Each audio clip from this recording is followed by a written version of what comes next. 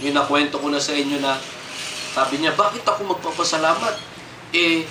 Ako naman sa akin naman itong accomplishment na ito. Dapat ang pasasalamatan yung sarili ko kasi ako yung nagsipag. So, maling-mali yun. Amen? Kasi anumang ma-accomplish nyo, dahil yan sa Panginoon. Dahil lagi yan sa Diyos. Sa Diyos lagi ang papuri, hindi dahil sa atin. Yung talino, saan ba galing yan? Sa Diyos. O, maski dun sa ano pa lang sa hininga pa lang natin Bakit ka nakapag-aral? Bakit ka malakas? Bakit ka nabubuhay pa? Sa hininga pa lang, sa Diyos na galing yan. Tama? So, ibig sabihin, wala talagang dapat ipagmalaki sa sarili, kundi ang Diyos lamang talaga. Kaya tama talaga yung sinabi ni Paul na Christ shall be magnified in my body. Amen? So, paano? Let us live with Christ. Let us live with Christ. Let us live with Christ. Huwag mong iwan ang Panginoon. Lagi mo siyang isama. Amen? Lagi mong isama ang Panginoon. Sa lahat ng mga accomplishments, laging isama ang Panginoon. Amen ba? Kasi pagkasama mo ang Panginoon, magiging aware ka sa kilos mo. So katulad niya ng may kasama kang kaibigan, nagiging aware ka sa kilos kapag may kaibigan kang kasama. Pero pag mag-isa ka na lang, iba ngayon mga kapatid. Kaya sabi ko sa inyo, sa panahon ngayon, malakas ang laman.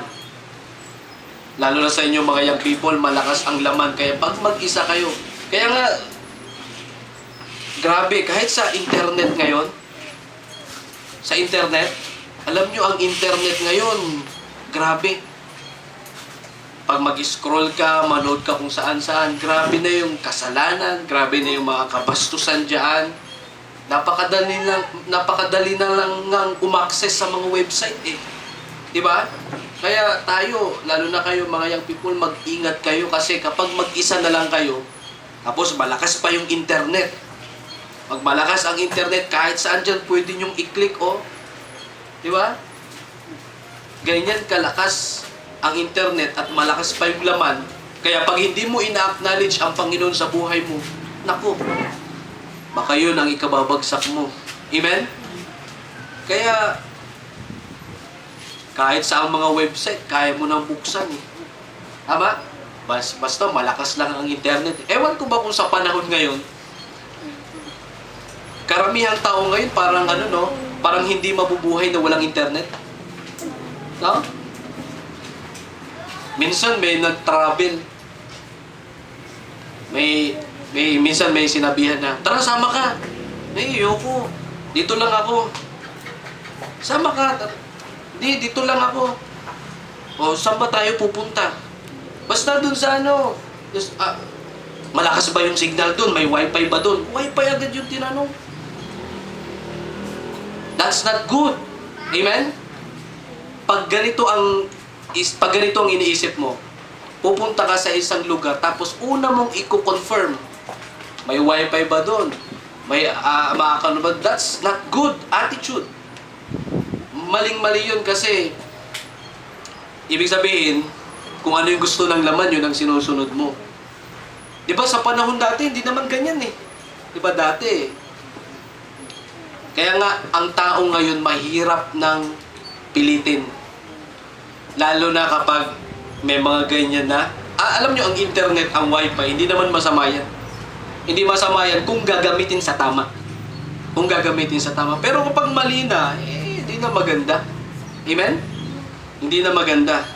Okay lang kung pang research, pang pero kung sobra-sobra na at iba na yung puro kasalanan na ang ginagamit yan, ibang-iba na. Naalala nyo kahapon yung nag-soul-winning tayo, saan ba ito? Sa Kupang. Naalala nyo yun? Yung tuturuan sana natin. Naalala mo yun, Kay? Tuturuan sana natin, pero naglalaro. Anong nilalaro niya? Yung game na bawal i-post. Bawal i-post ba? Bawal ihinto. Matalino ang kalaban ngayon May mga naimbento ng laro na bawal i-post. Yung bawal ba ihinto? Di ba lahat, mostly mga games pwedeng ihinto Pero iba na ang mga games ngayon. naka-access sa internet, hindi pwedeng walang data, kailangan may wifi. Yan ang mga games ngayon. Tapos, kailangan, hindi pwedeng ihinto. Kaya yung kahapon, doon sa Kupang, may lalaki doon pagpunta namin, nakaupo sa duyan, binata. Laro siya. Ay, Kristiyanong babasahin. Para sa'yo, kuya. Naglaro siya, libre lang. Salamat po, sige po. Pwede po ba kami mag-share sa iyo ng Bible? Kahit saglit lang po, kahit 10 minuto. Sabi niya, sige po. Okay po. Sige po, turo po kayo. Tapos nung mag-umpisa na kami, ganun-ganun pa rin siya. Sabi ko, baka pwede po nating ihinto kahit saglit lang. Bawal po itong ihinto eh. Grabe no? Bawal po itong ihinto. Sabi ko, kahit kahit saglit lang sana o kahit ilapag mo lang sana. Hindi po pwede. Kailangan ituloy eh. Grabe oh. Pag pinagtimbang mo ang salita ng Diyos doon sa gadget, grabe, maninindig balahibo kayo na mas gusto pa nila na maglaro kasi bawal ihinto kaysa sa makinig ng salita ng Diyos. Ganyan katindi ang panahon natin ngayon. Tama? Bawal po itong bawal po itong ihinto. Sabi ko, ano mangyayari kung halimbawa, ihinto mo muna. Halimbawa, wag mo munang pakialaman kasi magtuturo ko ng salita ng Diyos. Hindi po pwede. Kailangan po itong tapusin. Dapat common sense na lang, di ba? Tuturuan ako, nakakaya. Sige, ilapag ko muna po yung cellphone ko. Dapat common sense no, pero hindi. Parang bang yung gamitin natin yung term na bastos. Tuturuan mo na ng salita ng Diyos, maganda yung presentasyon mo. Habang nagtuturo ka, nagaganon. Tapos sabi ko, baka pwede muna nating ihinto kahit 10 minutes. Bawal po ihinto eh. Grabe, pumayag siyang magturo, pero kailangan, pa rin siya. Alam niyo sa ko? Sabi ko, sige po, balikan na lang namin kayo pag natapos na yung laro niyo. Diba, umalis tayo.